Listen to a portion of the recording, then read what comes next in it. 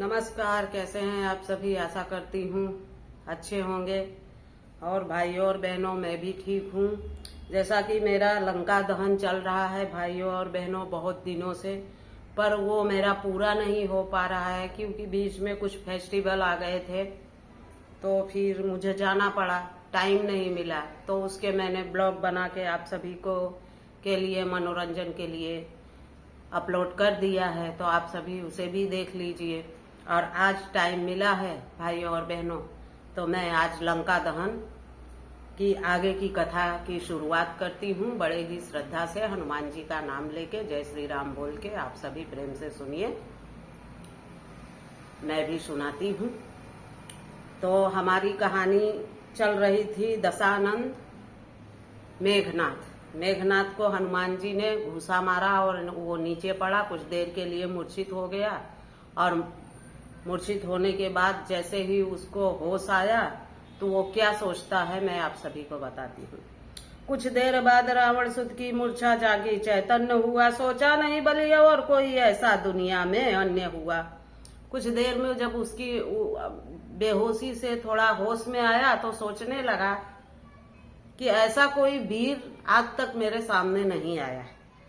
आगे सुनिए। तब निश्चरी माया को उसने हनुमान पे जाल बिछाया है, लेकिन न प्रभाव पड़ा कुछ भी, तब बड़ा पछताया है। तब लगा सोचने वह दिल में, नहीं माया ने कुछ काम किया, तब सब बात धूल हुई लंका की, निज नाम मुक्त बदनाम हुआ।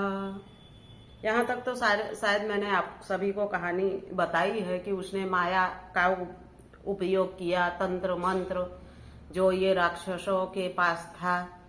जैसा कि वो तो ब्राह्मण पुत्र था पर उसकी माता राक्षसी थी। उसने तंत्र मंत्र विद्या, रावण को सारी विद्याएं आती थी, ऐसी एक विद्या नहीं था। बहुत बड़ा महाविद्वान रावण था और उसी का पुत्र मेघनाथ था, जिसे भी वो भी महान ही था, लेकिन उन्होंने अपनी विद्या का गलत उपयोग किया और गलत उपयोग करने के कारण ही इनका विनाश हुआ। आगे सुनिए। क्रोध विवश हो दुष्ट ने करके हृदय विचार, ब्रह्मास्त्र का कर दिया झटपट हनुमान पे वार। सारे तंत्र मंत्र माया सब कुछ उसने यूज कर लिया, पर हनुमान जी के ऊपर कोई असर नहीं हुआ भाइयों और बहनों। तो उसने क्या किया, ब्रह्म अस्त्र साध दिया। अब ब्रह्म अस्त्र साधता है यानी कि ब्रह्म अस्त्र हनुमान जी के ऊपर चला दिया। उसका भी हनुमान जी के ऊपर असर नहीं होता, पर क्या है कि हनुमान जी ने उसका मान रखा। आगे सुनिए क्या होता है।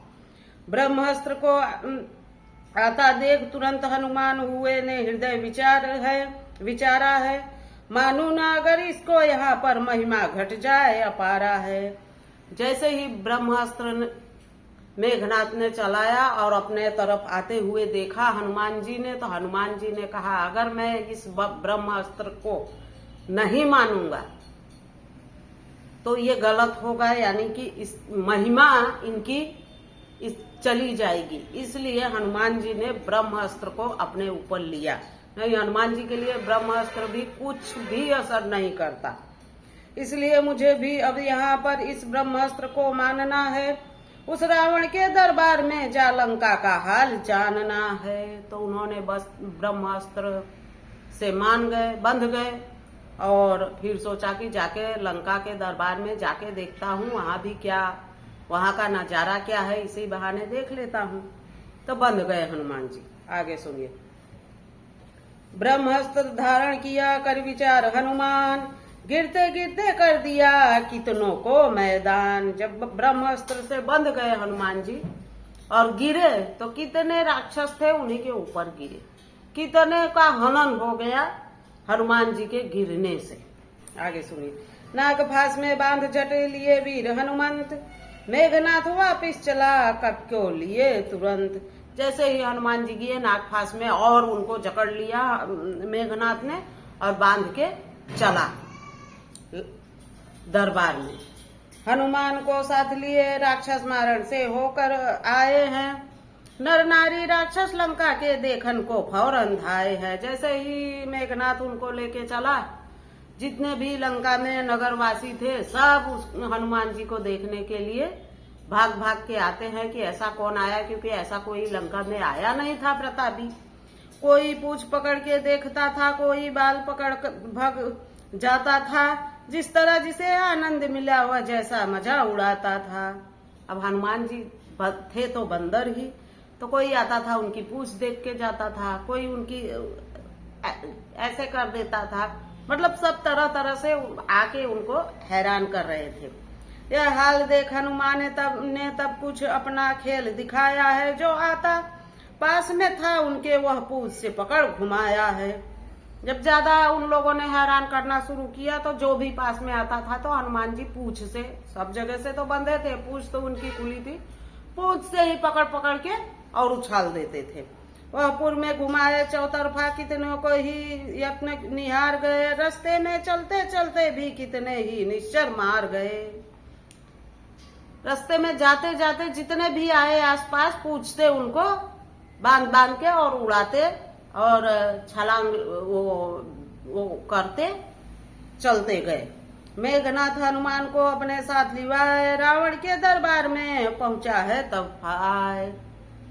तो भाइयों और बहनों, मेघनाथ हनुमान जी को रावण के दरबार में पेश करता है। अब आगे की कहानी सुनिए। 6 मिनट हुआ है, अभी 4 मिनट का टाइम है।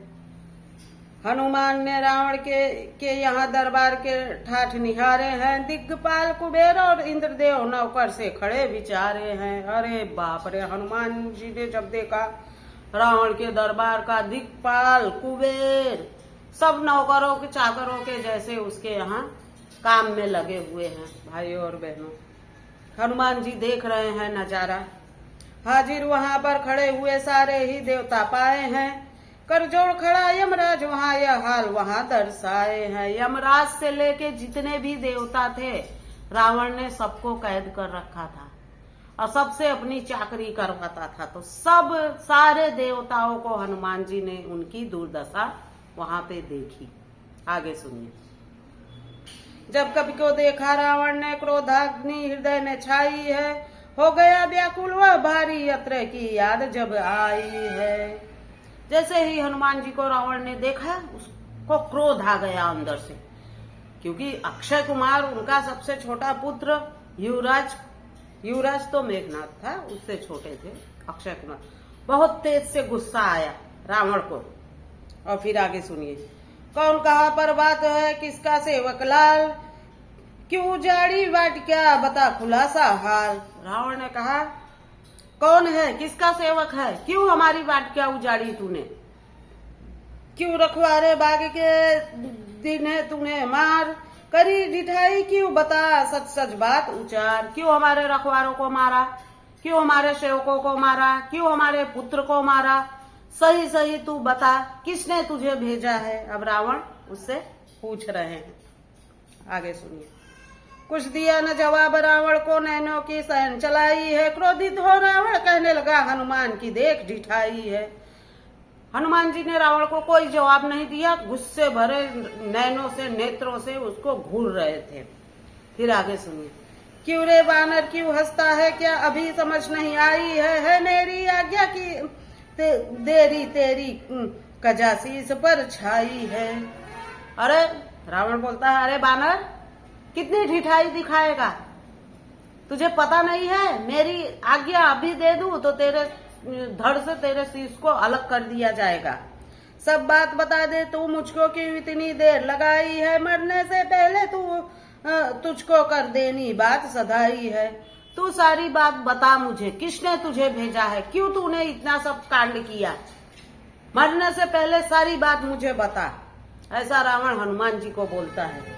बोले हनुमान यूं हंस करके, रावण तुझे जानता हूँ, 6 माह का काख वाली की रहा उस रावण को पहचानता हूँ। फिर हनुमान जी बोलते हैं, अरे रावण मैं तुझे जानता हूँ, 6 माह का कोख वाली की भी रहा उस रावण को पहचानता हूँ। ले जान मुझे पहचान ले, तू अंजनी का लाल कहलाता हूँ, सेवक श्री राम के चरणों का हनुमान नाम कहलाता हूँ। तू मुझे जान ले, अंजनी का लाल कहलाता हूँ और सेवक हूँ श्री राम का, हनुमान नाम कहलाता हूँ। हनुमान जी ने उसको कहा। अब आगे सुनिए। बध कर धूसर कर किया त्रिशूरार सर दिया मार, भली भांति ले जान अब रहा नहीं जय विचार। सीता की चोरी करी भिक्षुक भेष बनाया, उन्हीं राम का दूत हूँ क्यों इतना बल खाए। हनुमान जी बोलते हैं कि जिन्होंने खरदूषण त्रिशरा का वध किया उनका मैं सेवक हूँ, और तूने चोरी से भिक्षुक रूप बना के चोरी से माता सीता का हरण किया, शर्म नहीं आई तुझे, लाज नहीं आई। हनुमान जी रावण को बोलते हैं। अब आगे सुनिए भाइयों और बहनों।